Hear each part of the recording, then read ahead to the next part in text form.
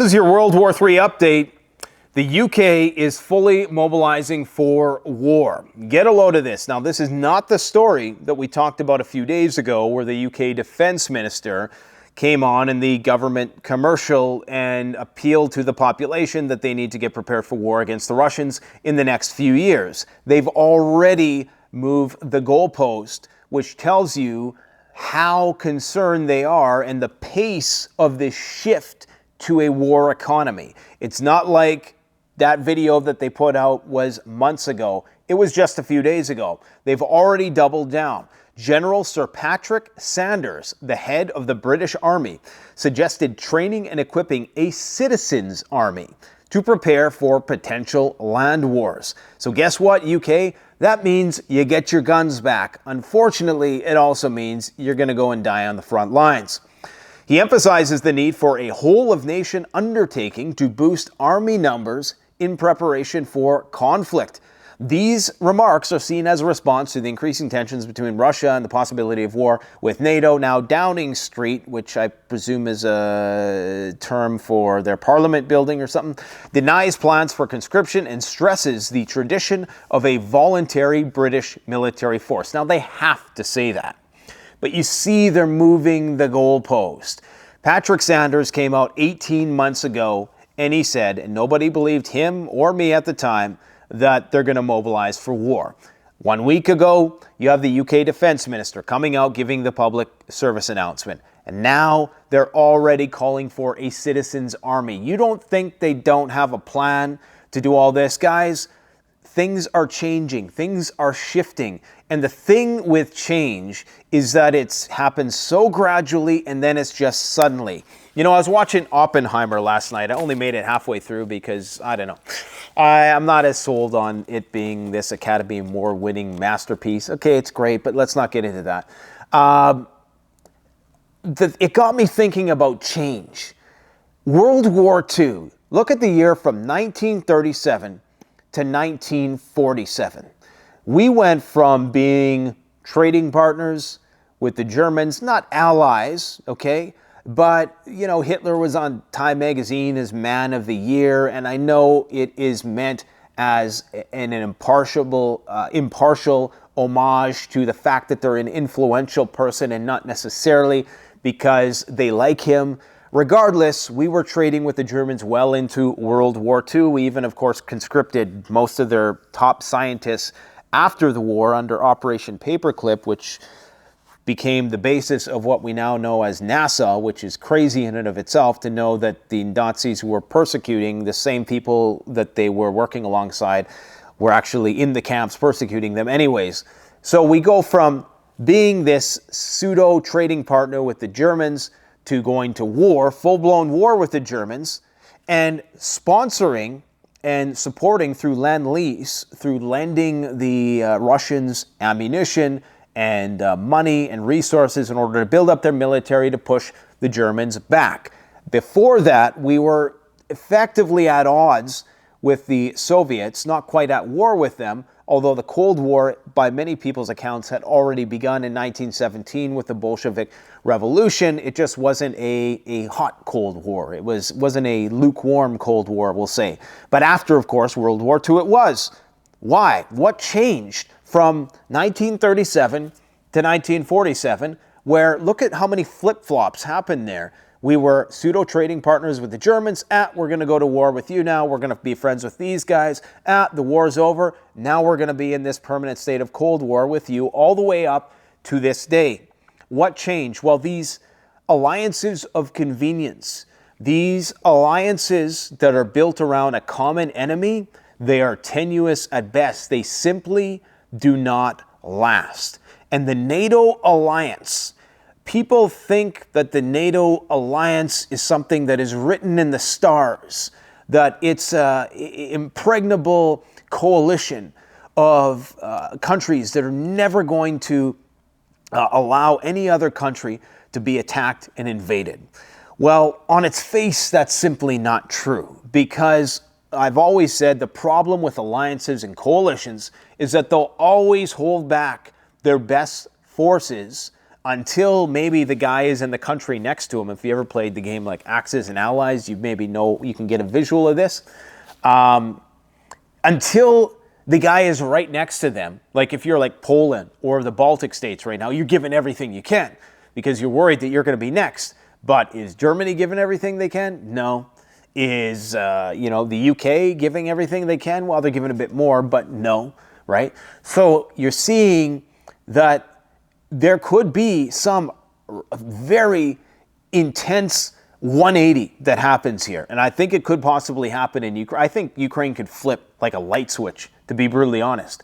The problem with any nation that's built on corruption is they have no loyalty to any ideology, politic, any nationality, any religion, any idea. They're just, going to the highest bidder. And that's why these alliances of convenience can change just like that. And we're watching Europe go from this relatively peaceful state to a state of full-blown war within the span of a few years. But we've all been led to believe by the movies that these things are just going to happen overnight, but they don't happen overnight. They happen over a few years.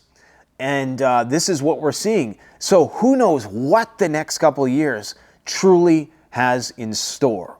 I think we are going to be so lucky if we do not see, in the very least, the detonation of some theater tactical nuclear weapon. I think we're going to be incredibly lucky, like this year.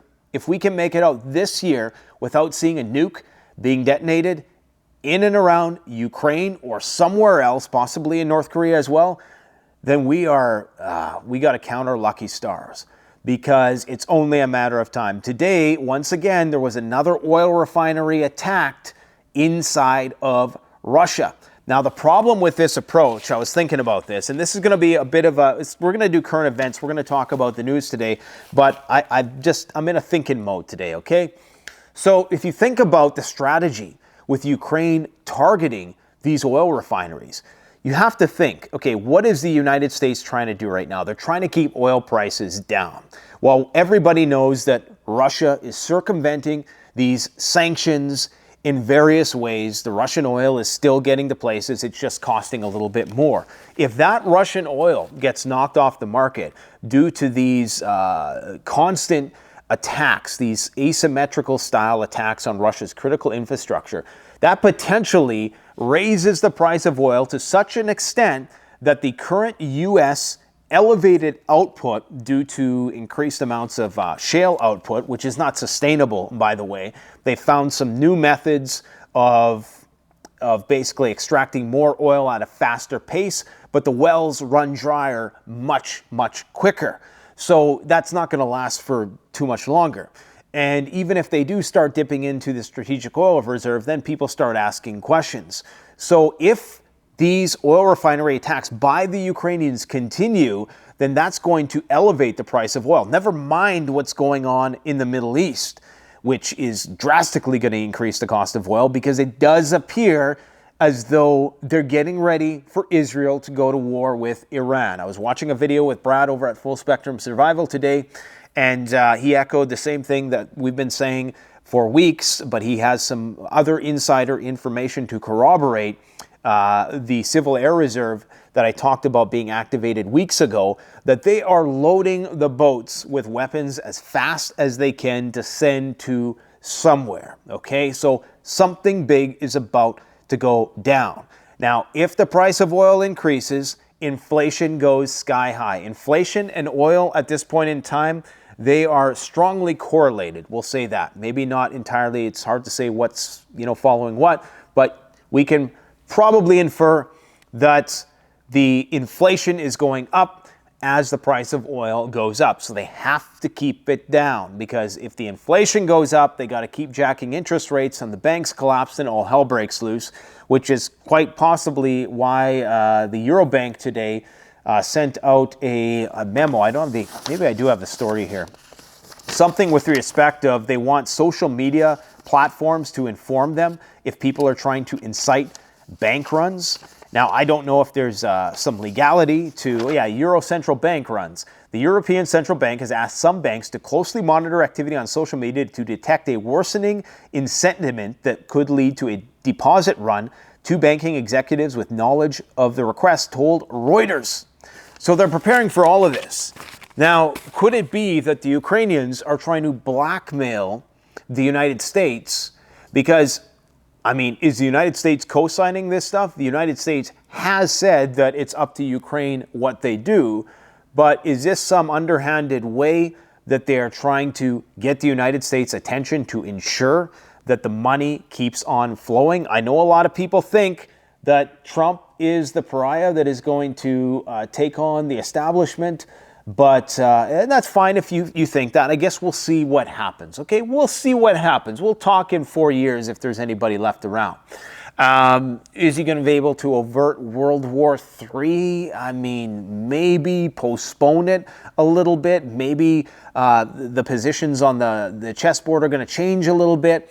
But I don't think anybody's getting out of this without some major Malthusian-style catastrophe. But Trump is a pariah, but he's not a messiah, okay? And this is not to say that Biden's going to be any better. I mean, you guys should know by now that I'm quite apolitical. I think the ship is sinking, and they're just putting people up there for you for entertainment.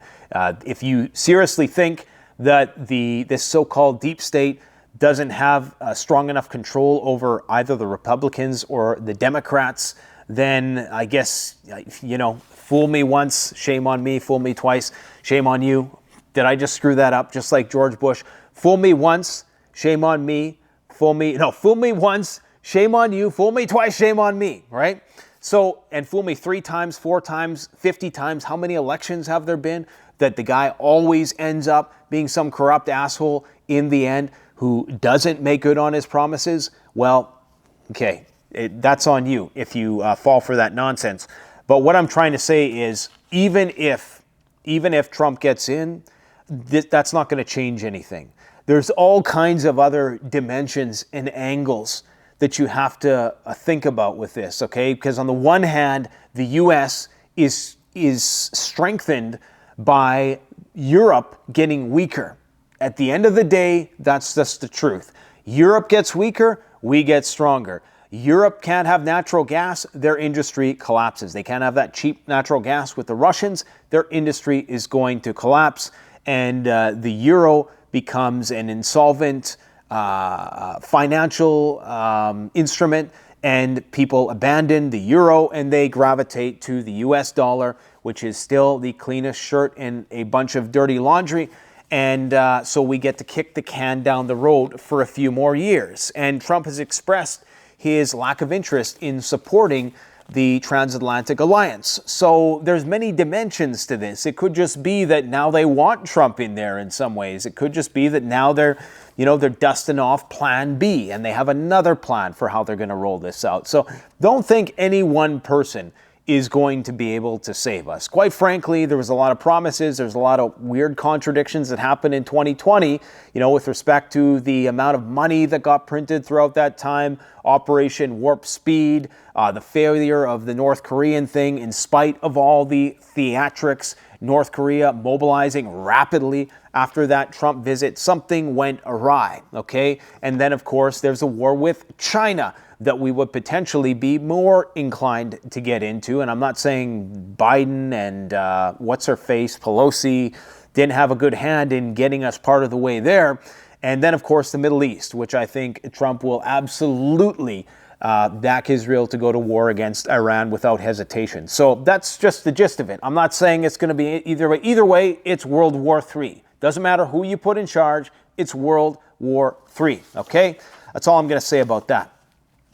Now, going back to this UK mobilizing for war business, the UK's military, I believe in their army, they are projected to have around 70,000 guys at the current attritional rates into 2030. Right now, they got about 100,000 at best, so they don't have enough military. What you are going to have is a very large immigrant population, which is perhaps going to want their permanent residence And in order to get that, I'm sure they're going to dangle the carrot of permanent residence to people who are immigrants. Hey, join the army, right? So this is how they're going to boost their troop numbers. They might do some sort of conscription or a draft. They're going to massage it in there. They need just enough austerity to make it so that people need jobs, and they need enough Russophobic sentiment to kind of patriotically fuel that. So I don't know how they're going to do that. They're going to need a big event, a big flashbulb, maybe. I don't want to say the word because then it gets tinfoil conspiratorial, but false flag event, let's just say it. Or some actual real event that they're just going to capitalize upon. Problem, reaction, solution style, right? Now, Russia. Actually, we'll save that one for last because it's kind of a quirky story, but Israel, the Hague decision, the International Court of Justice, is going to deliver its decision regarding the request to issue an order against Israel on Friday. Okay? So how is this going to factor into the conflict? We know that Israel is gearing up for something big. That is undeniable. You don't pull all those troops out of the Gaza Strip when you're still struggling there for nothing. Something is about to go down. It's like you can just feel it. It gets thicker and thicker in the air by the day. Is it going to be Lebanon? Is there going to be more attacks into Yemen that are more intensive and possibly even doing land-based or special operations missions into that region? Is there going to be more intervention in Syria? They're sending in reinforcements into Syria right now. What is going on there? Are they preparing for tensions to escalate there? There's rumors that the U.S. is going to pull troops out of Iraq.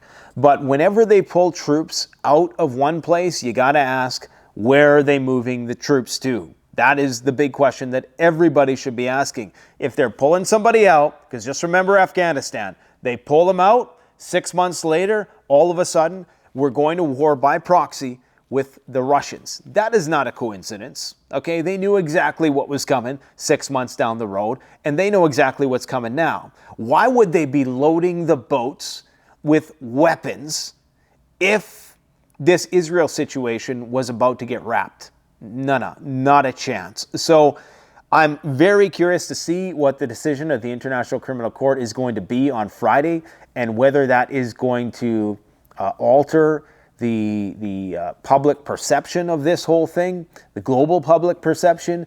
Is this going to fuel more protest, or is this just going to embolden the Israelis to take even more brash and rapid, hasty action, which will, of course, get them entangled into another conflict, which will likely go on for much, much longer. If they get into a war with Hezbollah, the war is going to go on for a long, long time, and it inevitably, invariably, inexorably is going to go back to Iran. It has to. All roads lead to Iran in the Middle East. Okay? And yeah, that's all I'll say about that. Now, North Korea. I was watching some Talking Heads video today that gets pumped by the algorithm. He's got a fancy British accent, can read a teleprompter well, can't really think worth a damn. But he was talking about how the North Koreans are just going to get wiped out and that they have no chance of fighting. Like, this is the arrogance, okay? This is the arrogance of the Western status quo view that always bites us in the ass. This guy is saying how he thinks that, yeah, it's just going to be quick. We're going to drop a few nukes and that's going to be the end of it. Let me tell you something, okay? And you don't have to be a creative genius to imagine this scenario. North Korea has been isolated for how long? Where do they have to go in that country? What stone has been unturned that isn't 50 meters underground? If you don't think that North Korea has planned out like if you think Hamas, they had time on their hands. Imagine not having anybody control your borders like Israel did and not being under constant surveillance and random bombardment and at the behest. Imagine still being a sovereign much larger state with nuclear weapons, with the full backing of the Chinese, pseudo backing of the Chinese for the most part. Imagine having all that and all that time, years, decades, and endless amounts of manpower, which are totally brainwashed into doing anything you want. You don't think you're not going to dig thousands upon thousands of miles of tunnels under that place? I mean, the arrogance to think that, yeah, we're just going to, maybe they'll get one nuke through on Seoul or something like that. And the Chinese, they're really not going to do anything. They're going to back off. You think so? You think so? Not only that, if you nuke North Korea, where does all the fallout go? It goes right down to South Korea and probably over to Japan. The people there are already incredibly impoverished, okay? And I was reading an article on the National Interest, which talks about all of the tunnel networks that the North Koreans had built like long ago, like back during like the Korean War. Okay, like this is in the 50s or whatever. So just imagine the technology they're utilizing now. So the arrogance, if that is what, hopefully that is not what's steering the ship here, and hopefully we have a rude awakening when you have what is touted as one of the most powerful militaries in the world backing the IDF, which claims to be one of the most Krav Maga, advanced militaries in the world, with all the bombs that they need at their disposal, and they still have only killed, 10,000, so they claim, Hamas members. So, it's just, they're setting us up for total disaster is what they're going to do. So this is why they're framing it as, well, the North Koreans are the ones who are planning an attack. That's what they're saying. The North Koreans are getting ready to attack. Well, if the North Koreans, clearly they're not idiots, okay? These people are launching satellites. They got nuclear weapons. Clearly they're wise enough to know that they'd be wiped off the map. So why on earth would they do something that would necessitate and entail their self-deletion? Why would they do that? Well, the answer is they wouldn't, is that we're going to provoke them. And it's likely that our leaders have actually strategized that they can do some kind of decapitation strike. And I think that what could possibly, and this is, maybe I give it a 5% chance of happening, but 5% is 5%. And yeah, I just pulled that number out of my butt. A decapitation strike is a plan, not only in North Korea, but they got to do it in multiple places at once. Okay, they'd have to do it in Iran, they'd have to do it in Russia. I don't know how they're going to do it in China. And occupying these places afterwards, I don't even know how that's possible. But remember, Taiwan still thinks that they are the ones who are in what's the word I'm looking for? Have been outcast, and that they're the rightful government of China. Okay, so they technically still see themselves as the rightful government. So are they going to try to decapitate the Chinese government as well and install some Taiwanese leader? Who knows? But you could see this all flare up at once, hence the title of yesterday's video, World War All at Once. So these are just some things to think about. This subterranean warfare thing, I mean, we're going to have another expert on who's going to talk about subterranean warfare and the tunnels in China, the underground cities that exist there. If you think what we're up against and I don't want to say we because I don't necessarily support what's going on there whatsoever, but if you think that what they're up against in Gaza is a challenge, then we haven't seen anything yet. Okay, imagine a sovereign nation state with a sizable population, with 10 times the population, digging every single day for decades. And that's what you get with North Korea, all right? I talked about the Euro bank runs. I think I spoke about the Russian refinery that just went up in smoke once again because I talked about the crude oil prices potentially going up. Another thing to consider is I haven't heard this talked about. Maybe it's come up with respect to tunnels. But did you guys ever think about how they might be smuggling weapons under the ground from Poland to Ukraine? I don't know if anybody has any information on that. We know Ukraine has all kinds of mining operations throughout the country, which is why Bakhmut was so difficult, because there were, I think there were salt mines. But there's all kinds of mining operations and Cold War era bunker systems and networks under there, which is making it difficult, which is just another proof of what I'm saying, that, you know, we cannot underestimate, once things go underground, nuclear weapons aren't nearly as effective as most people think. Now, on the topic of nuclear weapons, Russia's new nuclear technology. Okay, this is interesting. Vladimir Putin is planning to employ new technology for military drills, specifically to simulate nuclear explosions. The move comes in the context of ongoing conflict in Ukraine, with Russia potentially escalating to nuclear warfare. The technology is responsible for simulating nuclear explosions, is reported to have been developed by the Military Academy in St. Petersburg. This technology can accurately replicate the visual and physical effects of a nuclear explosion, including the iconic mushroom cloud. It is designed to serve as a training tool for various military units. Now, I don't know if this is like a virtual reality thing, because this is all the information I have on it. I would presume it might be some virtuality of a thing that encompasses other sensory modalities. So maybe there's a smell, maybe you got to wear a gas mask when you're doing this, or something like that. But they're preparing, the most important takeaway here is that they are preparing for ground-based nuclear explosions. So why would they be preparing for ground-based nuclear explosions is a thing. Now, you would do the ground-based explosion if you were trying to target like missile silos and stuff like that. Typically, you want an airburst, because that's going to maximize the blast yield, but you won't be able to get deep enough. Okay, so why are they preparing for ground-based nuclear explosions? Does this relate to what I was just talking about with the tunnels? Like, why would they be preparing for, surface bursts? Something to think about. I just thought about that. Why would they be training? Why would they specifically say that we're training for ground-based nuclear explosions?